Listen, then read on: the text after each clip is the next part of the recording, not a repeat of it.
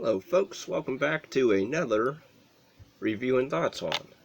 I just got done checking out a pretty interesting, decent flick called A Little Bit Zombie. It is a 2012 film, which, I don't know, the cover I thought was like a bit recent. It looks kind of Evil Dead-ish, or homaged a little bit. I do like the cover though. But it's a zombie comedy horror film, and it's directed by Casey Walker, written by two other people, Trevor Martin and Christopher Bond. It's a pretty decent, I don't want to say time waster, but like the beginning would, basically what it is this guy named Steve, who's a pretty, he's described on the back of this like a mild-mannered HR manager. We don't really know much about these characters, matter of fact. I don't believe, really. Except, like, that the lead guy, Steve, who's getting married to the girl, Tina. And she's played by Crystal Lowe, I think. But, yeah, she's basically the type of control freak type girl, or I guess rich snobby valley type girl, who basically throughout the film all she cares about is her and him getting married. So while her fiance is slowly turning into a zombie, she's like, "Oh, he's okay. He's just feeling, not good. He needs to just nap or take a nap." And she talks, and there's times in this film she talks to him like he's a kid, like, "Oh, who has a tummy of eggs or whatever."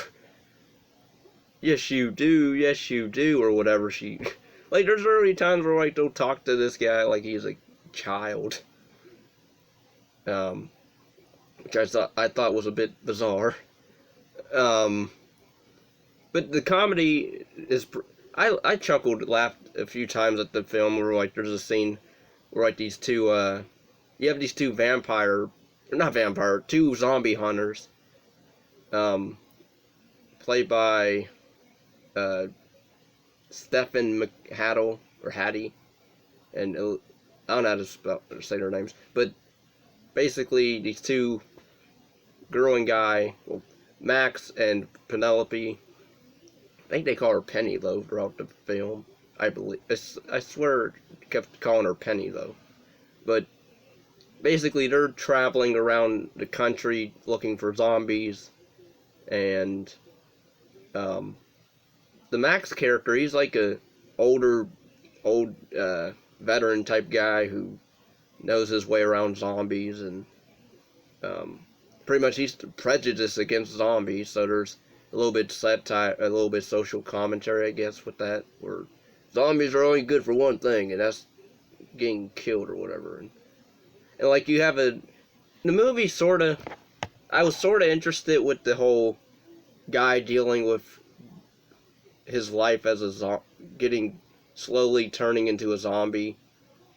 I get that it was like mainly a comedy horror movie, but I don't know, I would have liked if maybe they went a bit darker on that whole psychological thing. Oh man, I'm turning into a zombie, and I start to have a hunger for brains. Every time he says or hears the word brains, he like slobbers a little bit or drools, which I thought was pretty funny. Pretty funny gag. But yeah, the sister of Steve, Sarah, she doesn't get along with Tina, so those two argue a bit throughout the movie. His best friend Craig, who's funny, he's supposed to be like the best man, and like he's pretty much a frat brother. Like, we're gonna get wasted, we're gonna get face effed, or whatever. and we're gonna get turned up. And throughout the movie, he's leaving f-bombs throughout the movie. And he like there's like a funny scene where he calls the zombie hunters because he thinks they're gonna help, because he ends up he sees them kidnapping some guy for Steve to eat, and like he calls the zombie hunters and like, you're not gonna hurt my friend, right? And like the girl Penelope on the other line, she's trying to tell him nope, and then the Max character gets on the phone and he's cussing the Craig character out, and then they keep saying the word, they keep cussing each other out throughout, back and forth. I thought that was funny, and then then it leads to like Max throwing his phone out the window and then actually shotguns it. I'm like, wow, that guy has anger issues. We get a little bit of backstory with that character, funny enough, where like he I think around his 7th birthday or 10th birthday, his dad left him out in like a jungle and he had to fend for himself for like 7 days. And then that's what kind of makes him how he is today, what he is, like a hard, strong, headstrong, cocky guy, but also a douchebag at times, to the point where like I don't even see why he even needs a what is she supposed to be, like his sidekick or whatever, Penelope. I don't get why this Max character even has a sidekick or assistant, because like even at the end, like I don't need nobody, because he ends up casting her aside and not really respecting her.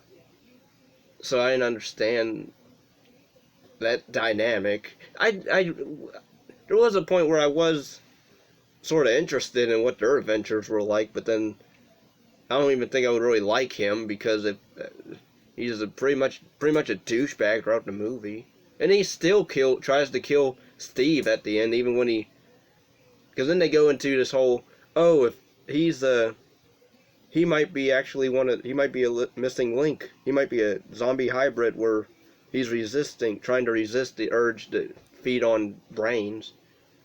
That was interesting. They should have played more on that a bit more, but then there's a scene where he eats a rabbit.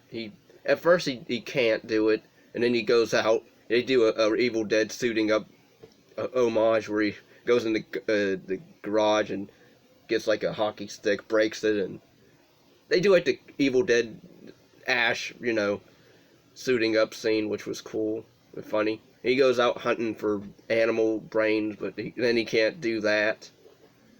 And then he eventually loses control and eats the rabbit, and then that's when everybody comes back home, and oh my god, and again Tina's like, oh, he just needs to lay down, or he's just not feeling good, even though he's pale and he can't feel pain, because there's a scene where she slams the door on his arm and like he doesn't react to it, and then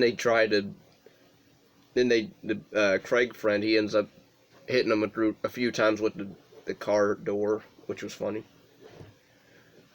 And I wasn't sure if there's a scene where like, I don't know if he doesn't eat for a certain amount of time, does his body like start to decay or rot? Because in his ear, at what point Tina, I think, grabs it, like, I guess trying to caress his face or whatever, and like touches his ear, and his ear falls off and throws it on the checkerboard. And then we have this funny back and forth of Craig calling Steve like a gay zombie, because like he sniffs his hair because he's smelling his brain, I guess, and like he's like, you gay zombie, get away from me. Then there's a scene like where, anyway, I thought the humor in this film, I thought, was pretty funny overall. I don't know if the acting was fine. Again, I mentioned that the acting was fine, good from everybody. The lead guy, Christopher Turner, I thought was, as Steve, I thought he was really good. Everybody else was fine. Um, and the ending's pretty much the Max character dies because his assistant Penelope, she ends up shooting him in the head, and then she gets shot in the head because Tina, after she gets knocked out from Max, she wakes up and shoots the assistant in the head, and then she sweet talks Steve, and like the Penelope, I guess she was supposed to be like a scientist. They don't really go into that. They just mention like her whole, like the Max character mentions like, oh, you're going to just take him and do experiments on him and stuff like that, and so I guess she was supposed to be a scientist because she looks more like a explorer or somewhat scientist because she doesn't really shoot off any guns except for that one scene at the end, and then she dies, so it's like that was pointless. But yeah, overall, I thought, I guess I guess we're gonna just deal with the fact that, oh, he's a zombie, so we're gonna just keep this under wraps between us, even though we're getting married in a week or whatever. And so I guess it'll just be him, his sister, uh, husband, Craig, and then his wife. I guess we're all just gonna continue to go out and get them brains, just kidnap random people. I guess not random people, but certain people. Which they do in one scene where they get this big, behemoth guy, Spartan-looking guy, which was pretty funny. But yeah, that was sort of a dark. Well, it wasn't really played off as dark, but I was looking at it as it could have been more dark. That scene where, oh, we're going to do this from now on. This is Tina even mentions this is just going to be our life from now on. We'll bring you people to eat so you can live or whatever, feed on their brains, and that would have been interesting. Because at the end he does try to off himself, but then he's saved, of course, and it just ends with him saying, "I love brains," or "I like brains," or something to Tina, and then it ends. So anyway, the movie was fine. I wouldn't say it's a bad movie. If you like, I guess, if you like comedy, if you like black comedy, then I would say give it a watch. It does have pretty decent gore, such as the head shots. Again, the acting was fine. You can tell it was a pretty low budget film because there's only like maybe 3 locations: the cabin, the meat market, and then some random cabin bar place they were at. So only 3 places. But yeah, give it a watch. I would say if you have seen a little bit of zombie or a little bit zombie, what did you think of it, and did you like it, and do you think there should have been a sequel? I don't know about a sequel because the way it ends, I mean, I guess you can sort of do a sequel where they're trying to flee from more hunters, but then that's just a repeat of the first one. But I don't know. I'm fine if it's just a one-off movie, so, which apparently I guess it is because there's no sequels to it. But yeah, I actually really liked. I enjoyed the movie overall. But yeah, like, comment, subscribe. If you enjoyed the video, please give it a like, and head over to Patreon if you want to support the channel. Yeah. Follow me on Instagram. Links are down below. Peace and love.